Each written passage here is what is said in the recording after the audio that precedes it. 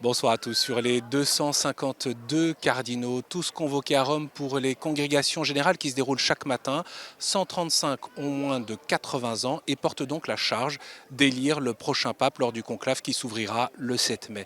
135, c'est au-delà de la limite théorique de 120 membres fixée par Paul VI, mais c'est le choix de François qui, durant son pontificat, a créé des cardinaux à 10 reprises. De fait, le collège cardinalice vit au gré des consistoires, des décès et des anniversaires. Des figures du pontificat de Jean-Paul II et de Benoît XVI ont passé la barrière des 80 ans, comme les cardinaux Schönborn, Ouellet, Scola, O'Malley. Il n'y a plus que 5 cardinaux électeurs créés par Jean-Paul II, dont le cardinal R2 de Budapest et le cardinal Barbarin. Désormais, 4 cardinaux sur 5 ont été créés par François.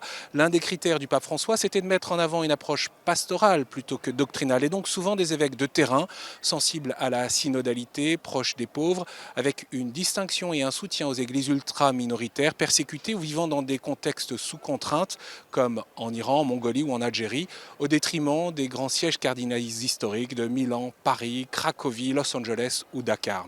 Le pape argentin a bougé les équilibres nord-sud et continentaux. Parmi les Européens électeurs, les Italiens sont passés de 28 à 17 en 12 ans, mais demeurent de loin les plus nombreux. En 2013, 52% des cardinaux étaient européens. Ils ne sont plus que 39% en 2025, au profit de l'Amérique du Sud, 17 cardinaux électeurs, de l'Afrique, 18 cardinaux, et surtout de l'Asie, 23 cardinaux.